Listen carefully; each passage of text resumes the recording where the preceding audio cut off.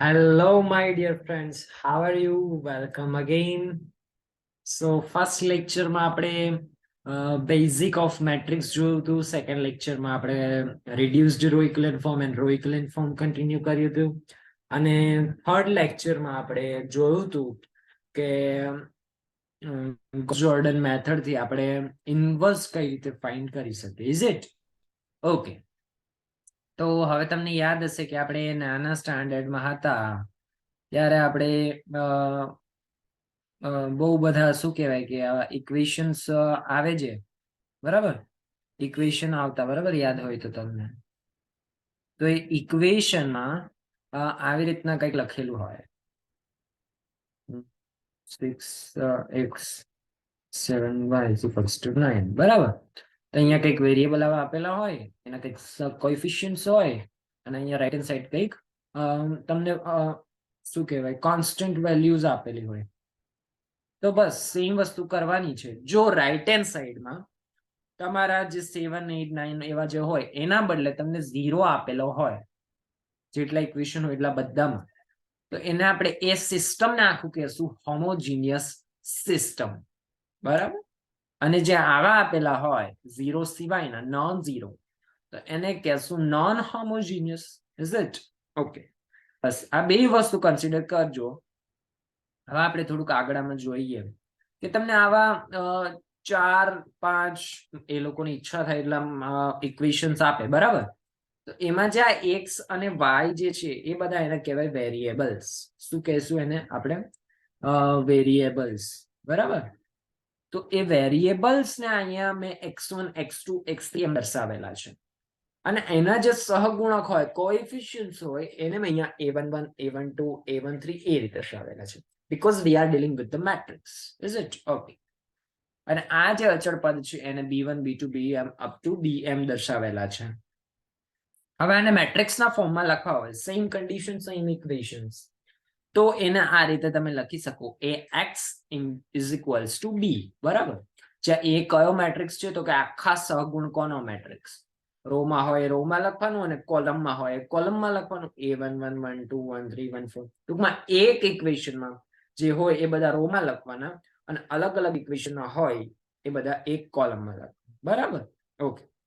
આજે xy અને z એના જે વેરિયેબલ કહેવાય, એ વેરિયેબલ ને તમારે કોલમ મેટ્રિક્સ x માં લખવાના છે, અને રાઈટ હેન્ડ સાઈડમાં જે કોન્સ્ટન્ટ હોય એને તમારે કોલમ મેટ્રિક્સ b માં લખવાના છે. આ ત્રણેય મેટ્રિક્સના નામ થશે variable matrix x, coefficient matrix a, and constant matrix b. Is it? Now there is a new term which is called augmented matrix. એનું નામ છે augmented matrix. Now what is augmented matrix? Augmented matrix is nothing but coefficient હોય એ લખવાનું, આ બાજુમાં line કરવાની, અને અહીંયા તમારો જે કોન્સ્ટન્ટ મેટ્રિક્સ છે એ લખવાનું. અહીંયા તમે આ લાઈનને બદલે આવી નિશાની પણ કરો, પણ એ થોડું લેન્ધી થાય, તમારે દરેક રોમાં નિશાની કરતી જવી પડે. એના કરતા સારું કે એક વચ્ચે લાઈન દોરી દઈએ, બરાબર?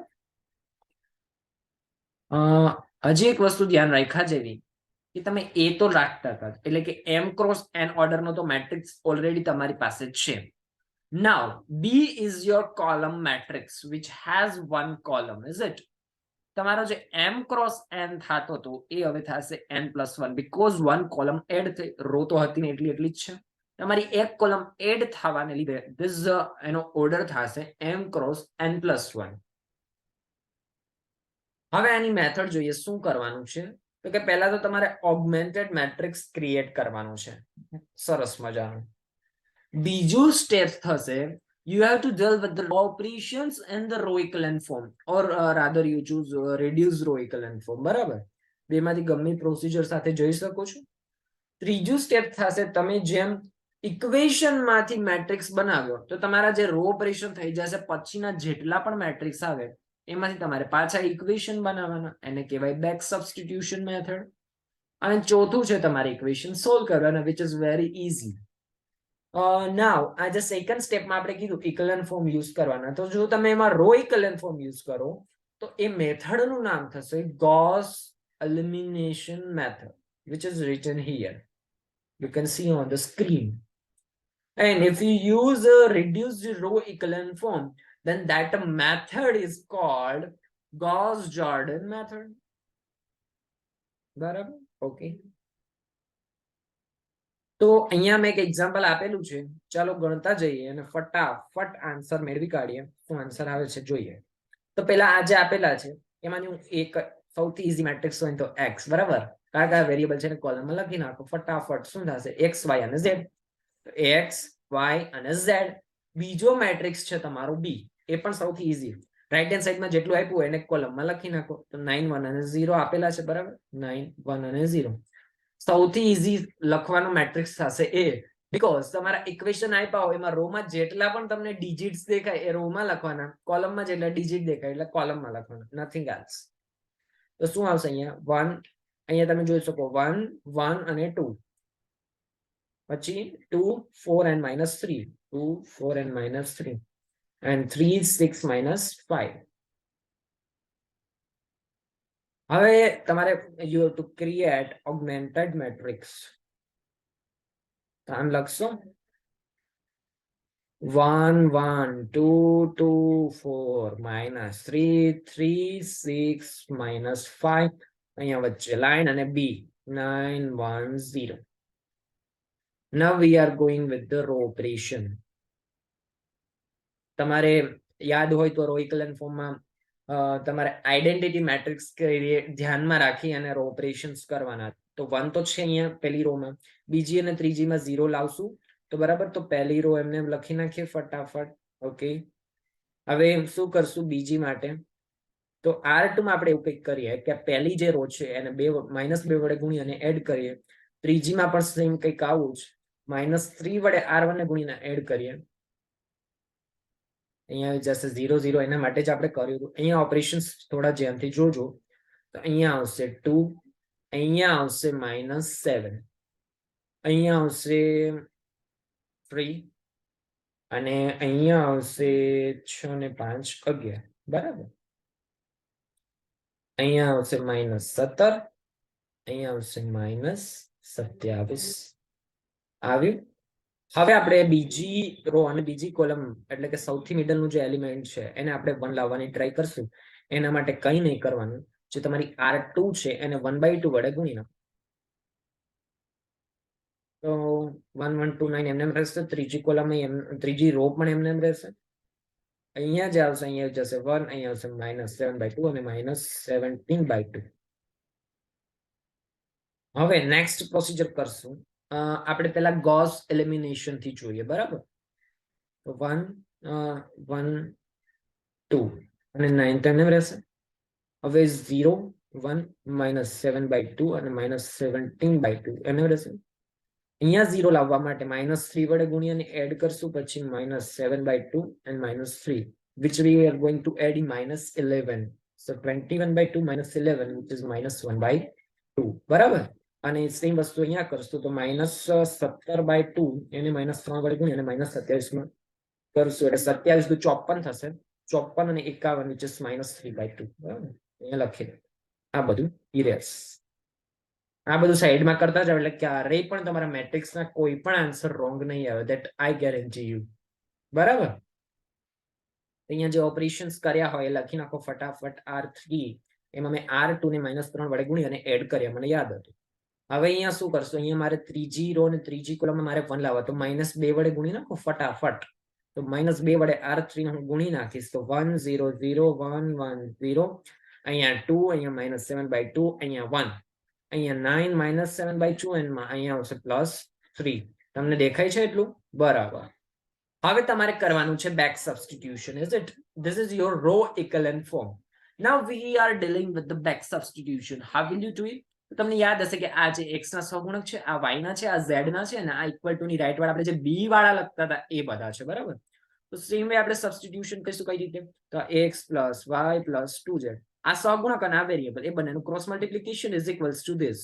Okay, here y -7/2z, which is equals to -17/2, and the third equation will be your z is equals to 3. બાકીના તો 0 છે, એને કોઈ લખવાનો મતલબ નથી. અહીંયા તમે જોઈ શકો છો, તમને એક અહીંયા વેલ્યુ સરસ મજાની મળી ગઈ છે. એ વેલ્યુ છે તમારી z is equals to 3. આને હવે હું આ ઇક્વેશનમાં મૂકીશ તો y is equals to y is equals to 7 by 2 into 3 minus 17 by 2 which is 2. Calculation કરશો તો આન્સર આવશે 2. હવે આ 2 અને z ની વેલ્યુ 3 આ બંનેને પુટ કરશો ઇક્વેશન નંબર 1 તો 2 plus 6 is equals to 9. X is equals to 1. So you got the answer. X is equals to 1, y is equals to 2 and z is equals to 3. One thing આપણે અહીંયાથી જે procedure કરેલી હતી suppose કે તમારો last હતો બરાબર last હજી તમે આને રિડ્યુસ્ડ રો સાથે લઈ જાઓ તો રિડ્યુસ્ડ રો સાથે લઈ જવા માટે તમારે શું કરવું પડશે તો આ જે તમારો મેટ્રિક્સ છે એને તમારે ઉપર નીચે બધામાં 0 લાવવા પડશે ને બરાબર ઓકે તો હું આ મેટ્રિક્સ અહીંથી કોપી કરી લઉં નીચે એટલે આપણે ગણવામાં સરળ પડે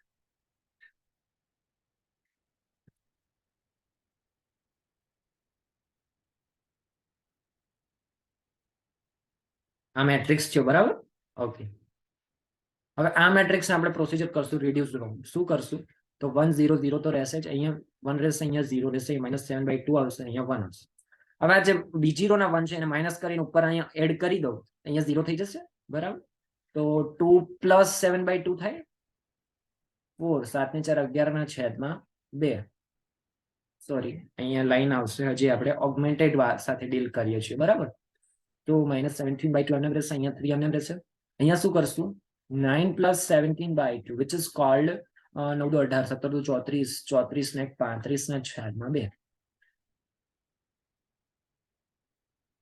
બરાબર પ્રોસિજર શું કરી r1 માં આપણે શું કર્યું r1 - r2 નથિંગ એલ્સ હવે 1 0 0 1 0 0 અહીંયા તો 1 છે અને 7/2 વડે ગુણ્યા અને ઉપર કર્યો તો -17 ના છેદમાં 2 3 અને 7/2 વડે ગુણ્યા અને ઉપર ગુણો તો 7 તેરી 21 માં છેદમાં 2 થાય 17 21 - 17 એટલે 4 ના છેદમાં 2 એટલે 2 વધે તો અહીંયા આવશે 2 હવે અહીંયા -11/2 વડે ગુણ્યા અને એડ કરીએ તો 35/2 તો છે 3 ને -11/2 વડે ગુણ્યા અને ઉપર એડ કરો તો 11 તેરી 33 થાય તો 35 - 33 એટલે 2 વધે 2/2 એટલે 1 થાય તો અહીંયા આવશે 1 અહીંયા આપણે શું પ્રોસિજર કરી ફટાફટ અહીંયા બાજુમાં લખી નાખીએ તો r1 માં પ્રોસિજર કરી r1 - 11/2 r3 and r2 we have till like as r1 + 7/2 r3 is it okay હવે અહીંયા બેક સબસ્ટિટ્યુશન કરશો which is very easy x y z 0 0 છે એટલે એના બરાબર આવી જશે 1 y is equals to 2 and z is equals to 3 આનાથી તમને સીધો થોડુંક એફિશિયન્ટ વે અને ઈઝી વે માં આન્સર મળી જાય બે ત્રણ પ્રોસિજર કરવી પડે તમને જે અનુકૂળ આવે તમે એ મેથડનો યુઝ કરી શકો ગોસ એલિમિનેશન અથવા તો Gauss Jordan method is it કશું કરવા નથી એકમાં રો ઇક્વલન્ટ ફોર્મ છે અને રો ઇક્વલન્ટ ફોર્મ થઈ જાય તો તમે રિડ્યુસ રોમાં પણ જઈ શકો છો ઇફ યુ વિશ ઓકે તો અહીંયા ફાઇનલ આન્સર છે x y અને z ના આન્સર આવશે 1 2 અને 3 બંનેથી સેમ જ આન્સર આવ્યા છે એ પણ તમે જોઈ શકો છો વેરીફાઈ થઈ ગયું છે now we have dealt with non homogeneous system now we are going to deal with homogeneous system now what is the homogeneous system we have seen equal to ની ઓલી બાજુ જે છે જમણી બાજુ ત્યાં શું આવવું જોશે 0 આવવું જોઈએ બરાબર તો તમે અહીંયા જોઈ શકો છો ત્રણેય ઘણા બધા ઇક્વેશન્સ છે અહીંયા બધામાં 0 લખેલા છે તો બી આખો 0 મેટ્રિક્સ થઈ ગયો બરાબર અહીંયા તમે જોઈ શકો છો બસ સેમ વસ્તુ લખેલી છે બીજું કઈ છે નહીં a is equation b is your constant and x is your variable matrix now અહીંયા પણ સેમ વે ઓગમેન્ટેડ મેટ્રિક્સ આવશે સેમ આની મેથડ રહેશે બરાબર પણ આમાં તમારે ઇક્વલન્ટ ફોર્મમાં ગોસ આમાં એક જ મેથડ તમારા સિલેબસમાં છે ગોસ જોર્ડન મેથડ એમાં તમારે રિડ્યુસ્ડ રો ઇક્વલન્ટ ફોર્મ જ યુઝ કરવાનું છે for homogeneous system is it okay અહીંયા તમને આપેલું છે ફરી એકવાર પ્રેક્ટિસ થઈ જશે બહુ સરસ મજાની એક મેથડ છે બરાબર તો અહીંયા તમારું એ શું થશે જોઈ કાઢીએ ફટાફટ 1 -1 and 1 1 2 1 2 1 3 બરાબર okay now what is your b ચલો x જ લખીએ x થશે x y અને z અને b થશે 0 0 0 which is very fixed for every non homogeneous questions now we are making augmented matrix so augmented matrix 1 1 2 -1 2 1 1 1 3 0 0 0. અહીંયા તમને એક ફાયદાની વાત એ થઈ હોમોજીનિયસમાં કે તમે 0 સાથે ગમે તેમ ડીલ કરો, ગમે તે ઓપરેશન્સ કરો તો તમારી વેલ્યુ 0 જ આવવાની છે. એટલે તમારું એક જે કેલ્ક્યુલેશન હતું એ અહીંયા પાર્ટ ઓછો થાય છે, બરાબર? That is your plus point for this method. Okay, તો અહીંયા આપણે રિડ્યુસ્ડ રો કરવાનું છે, એટલે પેલા 1 ની નીચે બધા 0 કરશું. તો પહેલી રો તો એમને જ રહેશે 0. હા, તો એને 0 0 રહેવાના છે એટલે લખી નાખીએ. હવે બીજી રો માંથી પહેલી રો બાદ કરો. અહીંયા આવશે 3 અને અહીંયા આવશે 0. What we have done? R2 minus R1. અને R3 માં શું કરશું? R1 જે છે એને -2 વડે ગુણી અને એડ કરશું, બરાબર? તો અહીંયા આવશે 3 અને અહીંયા -2 વડે એટલે અહીંયા આવશે 1. બરાબર? ઓકે, હવે અહીંયા આપણે એવી રીતના કરશું કે જે બીજી રો છે અહીંયા પણ લખી શકીએ. જે તમારી બીજી રો છે એને હું 3 વડે ભાગી નાખું. જે બીજી રો છે આખી 3 વડે ભાગી નાખું તો અહીંયા ખાલી 1 આવશે, બાકી બધા તો 0 છે. એટલે મેં અહીંયા ઓપરેશન કરી નાખ્યું છે. હવે આપણે શું કરશું તો કે R1 માં કંઈક પ્રોસીજર કરશું. શું કરશું? R1 plus R2. તો 1 અહીંયા થઈ જશે 0 અને અહીંયા 1 અહીંયા આવશે 0 0 1 0 0. હવે અહીંયા શું કરશું? જે R3 છે એમાં R3 માં એવી પ્રોસીજર કરીએ કે R2 ને -3 વડે ગુણી અને એડ કર્યું. અહીંયા 1 અને અહીંયા 0. આવું કંઈક આવ્યું, બરાબર? ઓકે, અને 1 0 0 0 1 0. આ જેમ પહેલી રો માં આપણે એવું કંઈક પ્રોસીજર કરીએ કે R1 minus R3. તો અહીંયા બી 0 આવી જશે. આખું થઈ ગયું રિડ્યુસ્ડ રો ઇક્વિવેલન્ટ ફોર્મ. હવે તમે બેક સબસ્ટિટ્યુશન કરશો કઈ રીતે? x is equals to 0, y is equals to 0 and z is equals to 0. So this is your answer. This is your answer. ત્રણેયની વેલ્યુનો આન્સર આવે છે 0, which is verified. Okay, this is આવું પણ answer હોઈ શકે છે. x ની y ની z ની વેલ્યુ 0 આવે. સો બસ આ જ વાત હતી હોમોજીનિયસ અને નોન હોમોજીનિયસ સિસ્ટમ માટેની. નોન હોમોજીનિયસ સિસ્ટમ એને કહેવાય બરાબરની જમણી બાજુ તમને કંઈક નોન ઝીરો વેલ્યુઝ આપેલી હોય તો એને કહીશું non homogeneous system. If you have a right hand side as 0, then you can say it is a homogeneous linear equations. Is it? Okay. બે મેથડ કરી છે, Gauss Jordan, Gauss elimination. If you deal with Gauss elimination, then you will have to go with the row equivalent form. And if you want to deal with the reduced row equivalent form, then its method is called the Gauss Jordan method. Is it? Nothing else. બસ row operations કરવાના, back substitution કરવાના, પાછા equation solve કરવાના. જે પહેલાના equation હતા એના કરતા કંઈક ઈઝી ઇક્વેશનમાં કન્વર્ટ થઈ જશે. Then you will be able to solve those equations and then you will get the answer, which is very easy. Is it? Okay. તો આજના લેક્ચર માટે આ બે મેથડ જોઈ લેજો અને બસ આવી રીતના સરસ દાખલા અને મેથડ ભણતા રહ્યો, પ્રેક્ટિસ કરતા રહ્યો અને માર્ક્સ વધારતા રહ્યો. Okay, thank you for today and this is sufficient for today. Then next we will continue on the next lecture. Okay, bye.